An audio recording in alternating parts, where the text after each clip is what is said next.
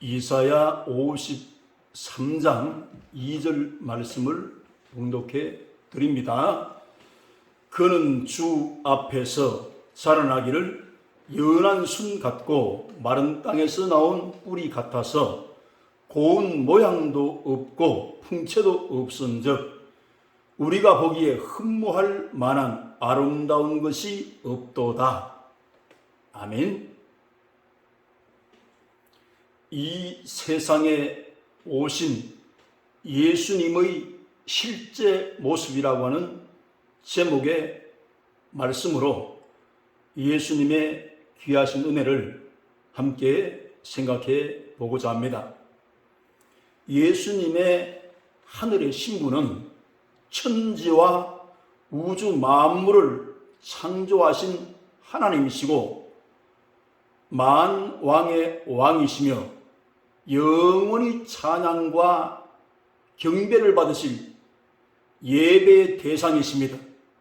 그는 유일하신 죄 없으신 하나님의 아들이시기 때문에 이 세상에 오시는 신부는 죄에서 자기 백성을 구원할 자라고 하는 사역의 이름으로 오셔서 말씀이 육신이 되어 성령으로 마리아의 태를 통해서 이 세상에 죄에 매여 있는 인간을 구원하기 위해서 십자가의 죽음을 치르실 때 그 보혈을 쏟으시고 죽으신 지 사흘 만에 부활하셔서 영광에 추가되었습니다. 누구든지 예수님을 이 사실을 믿기만 하면 죄 사함을 받고 하나님의 자녀로서 거듭나서 하늘 생명책에 기록되는 그와 같은 하나님의 복음으로 오신 분이 예수님이십니다.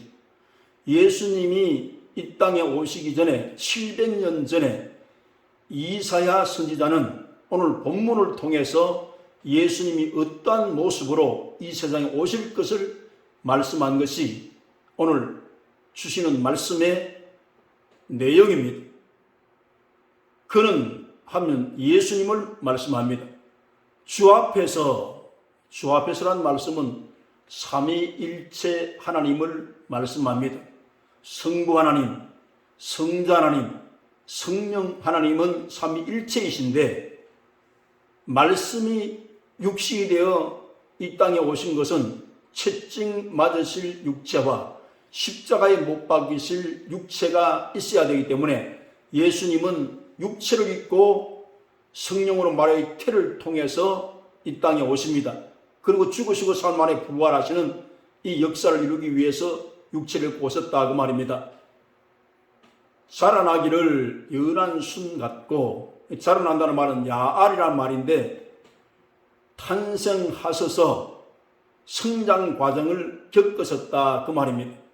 연한 순 같고 그렇게 말씀했는데 순이라는 그 단어는 비유적입니다. 이사야 11장 1절에 보면 이새의 줄기에 산 싹이 나며 그 뿌리에 산 가지가 나서 결실할 것이요.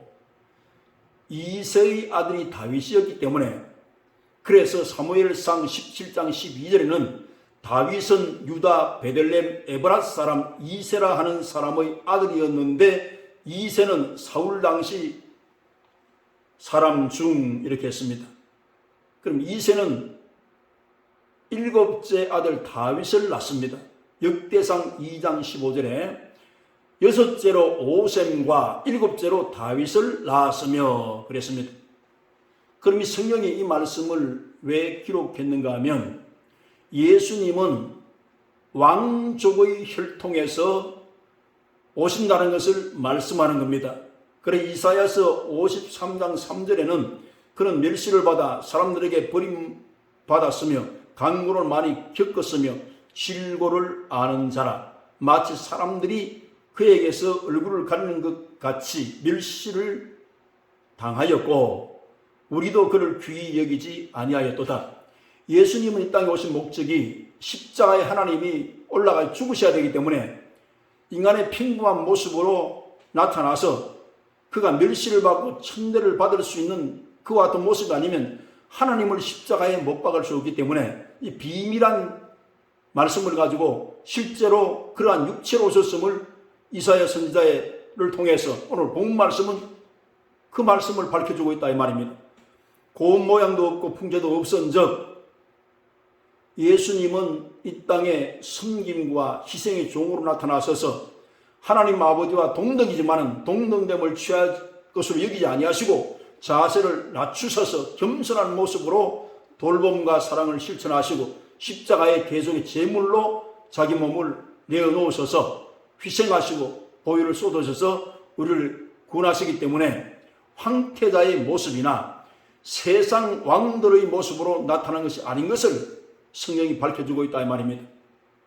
예수님은 자기 자신을 유대인의 왕이라 그랬어요. 그러니까 자기 백성을 죄에서 구원하러 오시기 때문입니다. 예수님이 오신 목적을 우리는 선명하게 잘 이해를 하고 있어야 됩니다.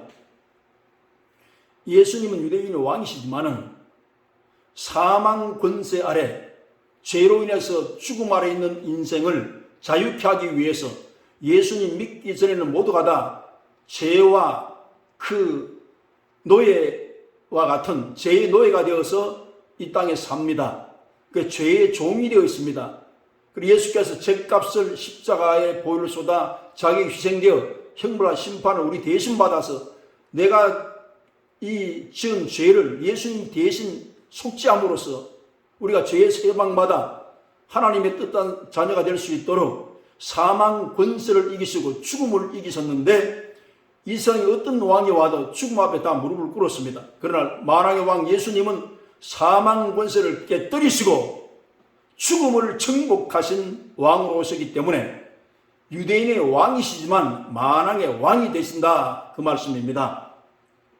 그래서 마가복음 15장 2절에 빌라도 총독, 로마의 총독이 정치적인 이런 질문을 했어요.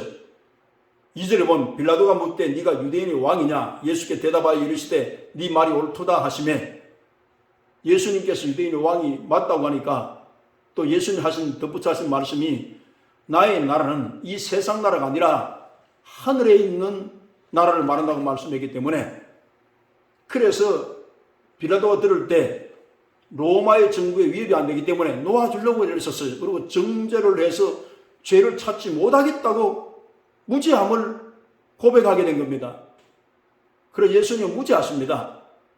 또 마가복음 14장 61절에는 대제사장 가야바는 종교적인 질문을 했어요. 이 사람이 예수님 시대의 산헤드린 공회의 의장이었습니다. 네가 하나님의 아들이냐? 이랬을 때 이 말이 옳다 그랬어요. 그리고 예수님이 하늘 보좌 우편에 계신 것과 하늘 구름을 타고 오는 것을 보리라 했기 때문에 제사장이 옷을 찢으며 더 어찌 정인을 요구하리요? 이는 사형에 해당한다 하고 신성 모독죄로 몰아붙입니다. 그런데 유대 나라가 로마의 식민지로 있었기 때문에 사형 집행권이 없습니다. 그래 총독 빌라도에게 유대인의 왕이라고 하는 이 제목을 가지고 이렇게 나왔는데 빌라도도 사실은 죄를 찾지 못했어요. 그러니까 밀란이 일어나면서 예수님을 십자가에 못 박아라고 과함을 칩니다. 유대 백성들이. 그래서 결국은 사형 집행권을 가지고 있는 빌라도가 예수님을 처형해서 사형에 내어주게 되어집니다. 그래서 예수님께서 죄 없이 십자가에 못 박혀 죽임을 당하는 것은 하나님의 아들이라는 제목과 유대인의 왕이라는 제목인데 실제로 예수님은 하나님의 아들이요 유대인의 왕으로 오셨기 때문에 무죄한 분인데 십자가에 죽으시고 부활하시고 예수님이 무죄하다는 것을 확실하게 만 백성들에게 증명하게 되었어요. 그리고 예수님은 한 번도 죄를 지은 적이 없습니다. 증거 인멸을 하려고 아무리 찾아도 죄가 없는 거예요. 그래서 무죄가 되었다 그 말입니다. 우리의 죄를 대속하기 위해서는 가장 큰 죄인이 되었지만 그러나 하나님께서 의로우신 하나님 아들 예수님을 다시 부활해서 살리셨다고 성경 그렇게 말씀하고 있는 겁니다. 기독교는 부활의 종교입니다. 우리의 보기에 흠모할 만한 아름다운 것이 없도다. 예수님의 모습은 그렇게 참으로 아름다운 것이 없다고 말씀했어요. 그런 예수님의 제자 가운데 요한과 베드로와 야고보는 이렇게 변화산에서 예수님 변모된 모습을 보았습니다. 예수님의 얼굴이 해같이 빛나고 그 옷도 아주 빨래를 해도 희게해도 그렇게 희게할 수 없을 정도로 흰 옷의 모습으로 변모된 걸 보았습니다. 그 좌우에 엘리야도 나타나고 모세도 나타나는데 엘리야는 구약의 예언의 종이요, 모세는 율법의 종이었는데 율법과 예언의 완성을 위해서 십자가에 죽으러 오셨기 때문에 예수님이 이 변화산에서 그 고난받아 십자가에 죽을 것을 말씀하고 있는 겁니다. 그래서 구속사를 완성하시고 죽으신 사람 안에 부활하실 것을 예시하고 있었습니다. 결정적으로 예수께서 십자가 죽음과 부활의 사건을 통해서 만인류를 구원하는 이러한 하나님의 역사를 십자가에서 완성을 하셨습니다. 그래서 예수님께서 우리를 초청합니다. 이사야서 1장 18절에 여호와께서 말씀하시되 오라 우리가 서로 변론하자. 현대 성경에는요 상의해보자 이렇게 기록되어 있고 신약 성경에는 우리 서로 이야기해보자 이렇게 기록되어 있습니다. 너희의 죄가 주홍가 될지라도 눈과 같이 희어질 것이요 지렁같이 붉을지라도 양털같이 휘게 되리라 이렇게 말씀을 했어요. 예수님은 우리에게 상담하자고 초청하고 계신 분이십니다. 그래서 죄의 문제를 해결받으라고 오늘도 우리를 부르신 하나님이세요. 이사야서 42장 2절로 4절에 그는 외치지 아니하며 목소리를 높이지 아니하며 그 소리를 거리에 들리게 하지 아니하며 상한 갈대를 꺾지 아니하며 꺼져가는 등불을 끄지 아니하고 진실로 정의를 시행할 것이며 그는 쇠하지 아니하며 낙담하지 아니하고 세상에 정의를 세우게 이르리니 섬들이 그 교훈을 앙망하리라. 예수님께서는 잔잔한 음성으로 말씀을 하셔도 그는 정도를 말씀하시고 그 교훈을 앙망하리라고 예언하고 있습니다. 이 시대는 고도의 분별력이 필요한 시대입니다. 이 세상에 두 부류의 사람이 살고 있어요.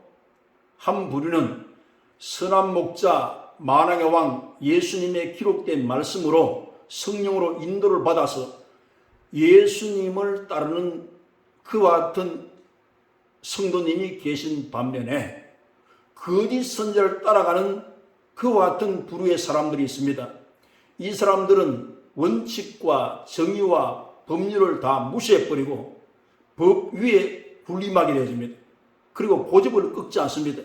그의 언어는 폭행적이고 또 폭행을 일삼고 파괴적이고 이러면서 자기 유익만을 추구하는 거짓 선지자가 반드시 있어요.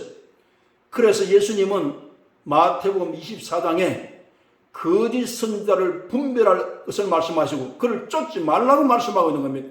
골방에 따고 나가지 말고. 그래서 주님께서 하신 이 말씀을 기억을 해야 된다는 거예요. 많은 사람이 지금 미혹을 받고 있습니다.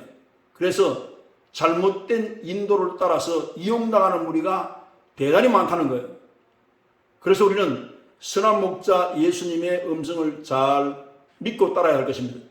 요한복음 10장 3절 5절 말씀에도 선한 목자 예수님이 앞서가면 양들은 그의 음성을 아는 거로 그 뒤를 따라간다 그랬어요. 예수님의 탄생과 십자가의 죽음과 부활과 성천과 재림과 천국을 예비하신 그 예수님은 우리의 선한 목자이시기 때문에 그 생애를 통해서 하나님은 우리가 어떻게 살아야 할 것을 말씀하고 있는 겁니다. 예수님께서도 유대 나라에 오셨을 때 로마의 식민지로 있는 그 나라에 원칙과 법률과 헌법을 지켰습니다. 그래서 모범을 보여주셨기 때문에 하나님 앞에서도 떳떳하고 사람이 있는 사회에서도 죄를 한번 지은 적이 없습니다. 그래서 예수님이 표본을 보여주신 것처럼 우리는 그 모습을 보고 정확하게 예수님 생애를 우리가 발견해서 그 인도를 받으라고 예수님은 말씀하고 계신 거예요. 그래 이 시대에 생명을 얻되 풍성 엮게 하는 분이 어떤 분입니까? 예수님 밖에는 없습니다. 도적의 놈은 죽이고 멸망시키고 파괴하는 밖에 없다고 말씀했어요. 오늘날도 자기 유익을 위해서 사람들을 이용하는 무리들이 얼마나 많은지 몰라요. 여기에 미국 땅에서 삶을 파괴로 인도받는 사람이 많습니다. 그래서 우리가 정신을 차리고 예수님 말씀과 성령의 인도 쫓아서 선한 목자가 말씀하시는 그 말씀을 귀 기울여서 선한 목자 예수님을 따라가면서 천국까지 가는데 이 하나님 말씀이 우리 인생의 가이드가 될 수 있는 복된 말씀이 되어질 수 있으시기를 주 예수님의 이름으로 축원합니다.